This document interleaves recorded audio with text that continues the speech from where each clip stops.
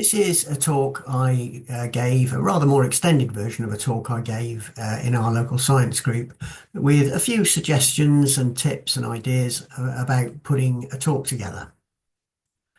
Let me share my screen.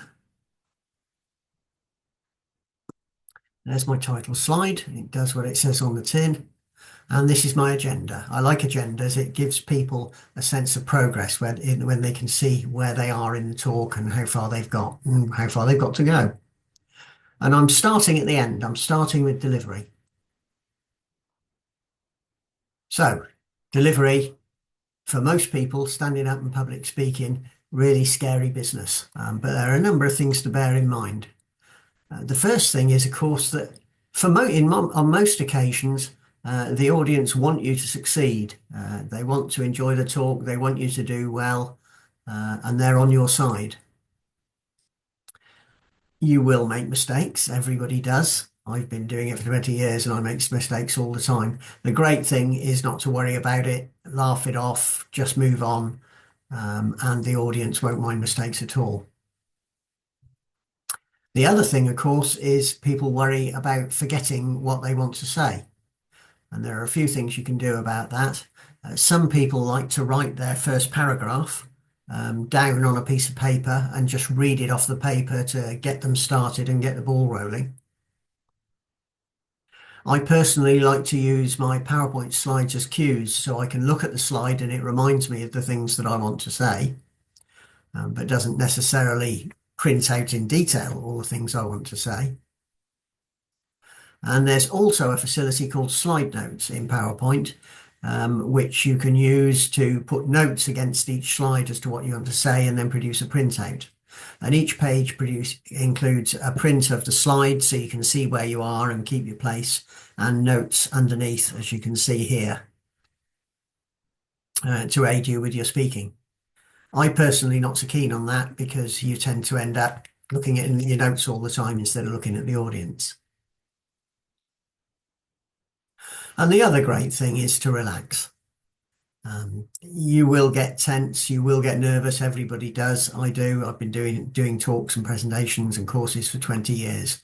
And if you get a chance to step outside for a minute, take a few deep breaths, maybe a last minute panic-stricken wee run. I've done a few of those, and just try and relax yourself a little bit before you go in and make a start. Let's talk briefly about design. So the first thought with anything, any talk or speech, is who are the audience? What do they know? What are they hoping for from the talk? What level do you have to pitch it at? Is it a specialist subject? And do you have to think about the level of the audience and avoid technical terms or explain them? I'm a big fan of the mind map. You can see here I started off in the middle with the word presentations and then branched out in various directions, different aspects, things I needed to talk about, and went on from there. And these things are really good for putting your thoughts together. Once you've got them on that, you can think to yourself, okay, so now I can see all that. What sort of order am I going to put things in? What are the steps in my talk? How am I going to construct it?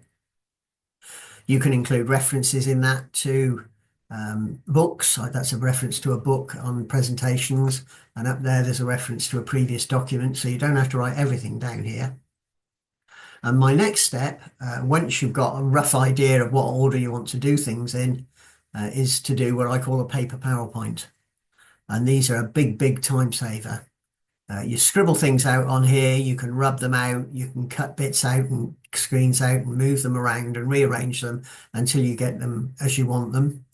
And then once you've done that, try your timings. Pretend you've actually created the PowerPoint and go through the talk and check and see how long it's going to take. You have a number of options for structure. Some talks lend themselves to a sort of logical step-by-step. It's an argument. You're making a case for something and moving from point to point to make the step, to make the case. So best to give the audience a sense of progress there. Okay, I started off by looking at this. Now we're going to move on and look at that. Another possibility is to do it in story form.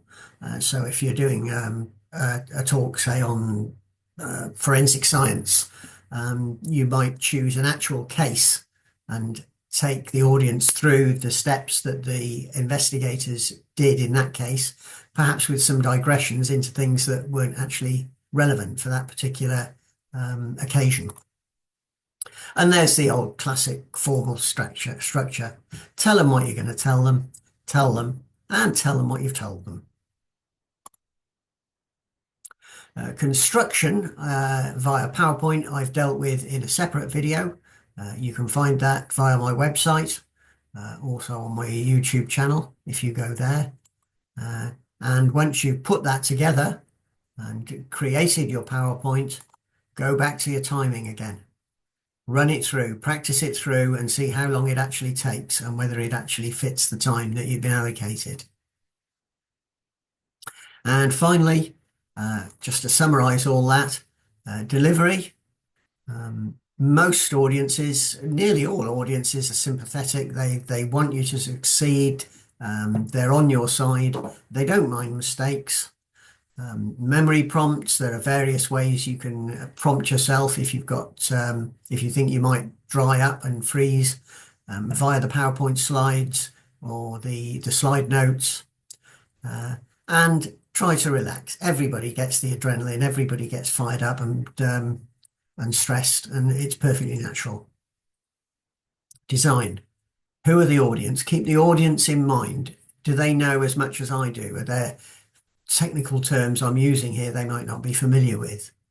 The mind map, really good way of mapping out your thoughts before you then try to put them into some sort of order and decide what order to present things in.